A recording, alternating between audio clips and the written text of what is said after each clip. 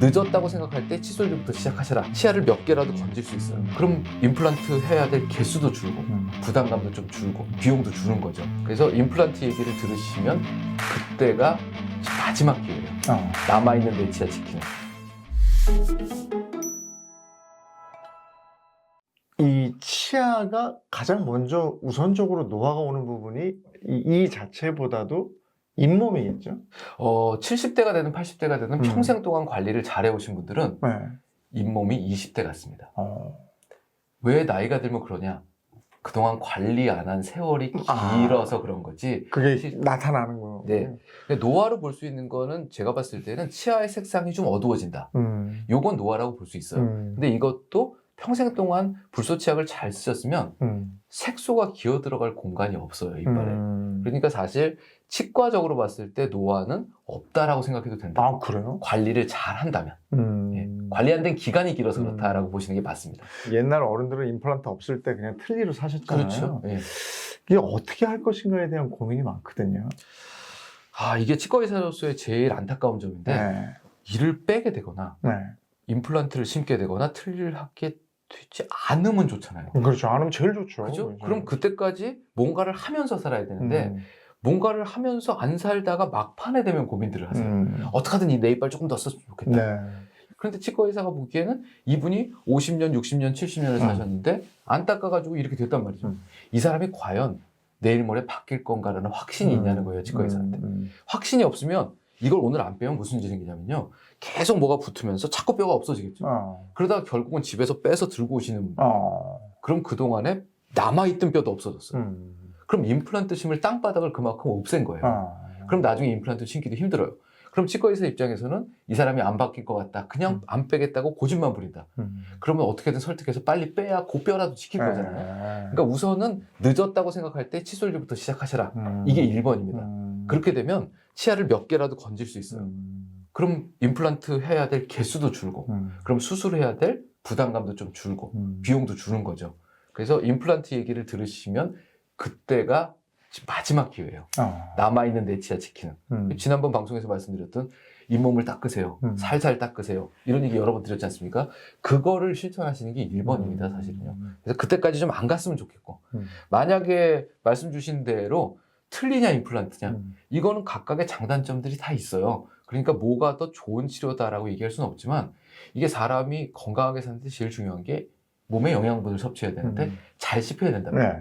그러려면 틀니가 됐든 임플란트가 됐든 인공치아를 하긴 하셔야 되는 거죠. 제대로 더 맛을 느낄 수 있는 건 뭐예요? 이게 아무래도 틀니보다는 임플란트가 좀 더 이렇게 저작 운동이 활발해지니까 그게 더 맛을 잘 느끼게 하지 않나요? 둘 다 맛은 없습니다. 이미 내 이가 네, 아니라면. 그럼 이제 맛이라고 느끼는 건 달다, 짜다, 시다. 이건 혀에서 느끼는 거니까 틀니건 임플란트가 다 느껴요. 근데 이게 먹었는데 아유 쫄깃쫄깃하다. 아유 그렇지, 그런 파삭파삭하다. 식감이라는 게 네. 있잖아요. 요거를 느끼는 게 이게 놀랍게도 치아가 씹을 때마다 움직인대요. 근데 임플란트는 뼈에다가 콱 박아놔서 이게 안 움직이는 거거든요. 그러니까 식감이라는 게 느껴질 수가 없어요. 그렇구나. 틀니는 아무것도 없는 사료 위에 올려놓은 거니까 마찬가지로 못 느껴지는 거죠. 틀니에 비해서 임플란트의 장점은 조금 더 안정적이다. 붙어 있으니까. 그래서 딱딱한 걸 조금 더 씹을 수가 있다. 그래서 예전에는 보통 틀니 할 때는 생각을 많이 접으셔야 돼요. 이렇게 얘기하는 게 찔깃찔깃한 거 씹어 먹으면 안 된다. 깍두기 오도독 못 씹어 먹는다. 이렇게 얘기 드렸거든요. 근데 요즘은 틀니 기술도 발전이 돼서 웬만한 음식은 대부분 다 씹어 드실 수 있어요. 그런데 젊은 시절처럼 마른 오징어를 뜯어 먹겠다. 이런 것들은 사실 안 됩니다. 그리고 그게 뭐 건강에 좋지도 않고요. 임플란트 같은 건 수명이 정해져 있습니까? 임플란트 혼자는 수명이 거기 놔두면 그대로 제가 봤을 땐 1000년을 갈 것 같아요. 근데 이게 입안에 들어가지 않습니까? 그럼 이제 입안에 들어갔을 때 수명을 따지면 내 이가 왜 도대체 없어지고 임플란트가 됐을까? 그럼 대부분의 경우 잘 안 닦아서 염증이 생겨서 뼈가 내려가서 빠진 거예요. 근데 이 이는 아까 말씀드린 대로 움직인다고 그러지 않습니까? 그 움직이는 공간 속에 세포가 있어요. 우리 방어군이 있어서 들어온 게 지저분한 게 들어오면 싸웁니다. 그러니까 염증의 속도가 지연이 되겠죠. 근데 임플란트는 뼈하고 딱 붙었어요. 염증이 들어오면 바로 뼈가 녹아요. 근데 이 사람은 안 닦아서 뽑아서 임플란트를 했어요. 이 단계에서 무언가 획기적인 변화가 일어나지 않으면 임플란트에도 똑같이 염증이 생깁니다. 근데 임플란트는 내가 지금 60년을 써온 이빨이 망가진 거예요. 60년 써서 망가진 건데 임플란트는 그렇게 오래 못 가요. 염증 속도가 빠릅니다. 그러니까 시간 지나면 빠질 수도 있어요. 그러니까 얘는 수명이 누구 손에 달려있냐? 자기 손에 달렸어요. 아주 초반부에 빠지는 건 임플란트 심어놓고 이거 잘 아물어야 되니까 담배 피지 마세요, 술 드시지 마세요 그랬는데 뒤에 가서 솔짝솔짝 나쁜 짓 하시는 분들은 초기에 이제 문제가 생길 수도 있어요. 근데 다 안정화가 돼서 이제는 씹어먹고 사셔도 됩니다. 이제 정기검사 받으러 오세요. 근데 정기검사를 받으러 갈 때마다 자꾸 엑스레이를 찍어요. 그 얘기는 뼈가 녹고 있다는 얘기입니다. 얼마 지나가지 않으면 이것도 뽑아야 될 것 같아요 라는 소리를 들으실 수도 있어요. 근데 임플란트는 머리통도 내게 아니죠. 그 다음에 연결 부위도 내게 아니고 뼛속에 들어있는 임플란트 덩어리도 내게 아니에요. 그런데 이 임플란트와 닿아 있는 부분은 내 거예요. 그럼 칫솔질 할 때 어딜 닦으셔야 되냐? 내 걸 닦으셔야 됩니다. 머리통도 필요 없고 그 사이에 결국은 잇몸 살을 닦으시는 게 되게 중요해요. 임플란트하고 연결된 그 부위 고기를 조심스럽게 닦으시는 게 되게 중요합니다. 틀니의 경우에는? 네. 틀니의 경우는 어떤 틀니가 더 좋은 거예요? 틀니는 이제 우리가 알고 있는 제일 흔한 틀니는 완전 틀니죠. 이가 하나도 없으신 분들이 이제 덩어리로 되어 있는 플라스틱을 꺼내시는 거.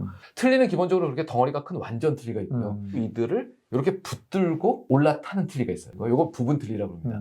둘 다 플라스틱으로 되어 있는 흔히 말하는 잇몸처럼 생긴 상이 있어요. 그놈이 이제 잇몸이 올라앉는 건데 잇몸뼈가 씹는 이 힘에 의해서 잘 힘이 골고루 분산이 돼야지 그 뼈 유지가 됩니다. 그러니까 틀니는 한 번 만들었다고 그냥 쓰시는 게 아니고 정기적으로 가서 그 잇몸 뼈의 높이의 변화에 따라서 계속 안쪽 부분의 모양을 바꿔주셔야 돼요. 이게 이제 조정이 필요하다. 그 다음에 매일매일 그것도 잘 닦으셔야 된다. 관리하시는 것도 되게 중요하시고 그 다음에 완전 틀니나 부분 틀니나 이렇게 놓고 보면 부분 틀니는 앞니가 없어요.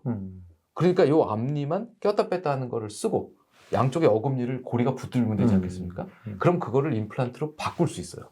그럼 부분 틀니는 임플란트로 대체하는 게 권할만 하다. 그 다음에 완전 틀니는 임플란트를 몇 개를 심어야 될지 몰라요. 그러니까 이런 경우에 너무 수술이 크고 그러면 임플란트를 저 뒤에 하나, 앞에 2개, 뒤에 하나 그래서 한 서너 개만 심어요. 그리고 임플란트를 틀니가 붙들면 됩니다. 그러면 잇몸 붙드는 것보다 훨씬 안정적이죠. 근데 이건 임플란트가 속에 들어있고 꼈다 뺐다 하는 틀니인 거죠.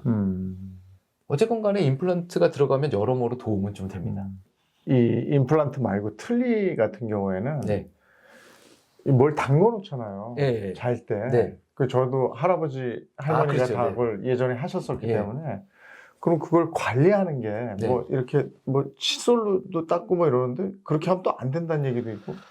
틀니는 일단 닦으셔야 되는 게 그 사이에 음식물 찌꺼기가 많이 끼니까 실제적으로 잇몸 살 자체에 음식물 쓰레기를 덮어놓는 거하고 똑같은 효과가 있어요. 그러니까 식사하시고 나면 일단 틀니는 한번 헹구셔야 됩니다. 그리고 이제 저녁 때는 그동안에 씹으면서 계속 눌렸잖아요. 말씀하시면서 눌렸고 그 잇몸이 다시 좀 회복이 돼야 돼요. 그러니까 반드시 주무실 때는 빼놓고 주무셔야 되는데 그럼 빼서 닦아야 될 거 아닙니까? 이 닦는데 중요한 점은 첫 번째는 이걸 손에 들고 이렇게 닦으시다가 어이쿠 놓치면 바닥에 떨어지면서 깨져요. 그러니까 항상 틀니를 닦으실 때는 세면대에 물을 받아 놓고 물 속에서 닦으시는 게 1번입니다. 예. 두 번째로는 치약으로 닦으시면 틀니 표면이 깎일 수가 있대요. 거칠거칠해지면 세균 같은 게 더 붙겠죠. 그러니까 치약 쓰지 마시고 닦으셔라. 근데 세제를 꼭 쓰고 싶으시면 밥숟가락 닦을 때 쓰시는 거 있죠? 그 입에 들어가는 거잖아요. 그 주방 세제를 쓰셔도 되고 난 주방 세제보다 조금 더 안전한 거 쓰고 싶다. 그러면 애들 젖병 세제가 있습니다. 그 마트에 가시면 젖병 소독제 뭐 이런 게 있는데 그거 갖다 좀 닦으시고 칫솔은 되도록이면 부드러운 걸로 닦으시는 게 좋겠다. 그래서 치약 쓰지 마시고 젖병 세제 가지고 칫솔 가지고 살살 문질러서 닦으시면 되는데 요게 그래도 내가 손이 안 닿는 자리에 뭐가 붙어서 여기도 치석이 껴요. 그러니까 요 놈을 며칠에 한 번씩은 약국 가시면 틀니 세정제라는 걸 팝니다. 그래서 그 놈을 놓고 기포가 뽀글뽀글 올라오는데 담가놓고 주무시고 아침에 잘 물로 씻어가지고 끼시면 그게 틀니 관리의 핵심인 거죠. 그 너미네이트 하신 분들이 지금 노년에 접어들기 시작했을 거라고요. 예. 나온 지 얼마 안 됐으니까. 네. 그분들은 어떻게 관리하는 게 좋습니까? 손톱에 요 붙이는 거 있잖아요. 네. 젤 네일 같은 네. 거요. 네. 예, 그거하고 똑같아요.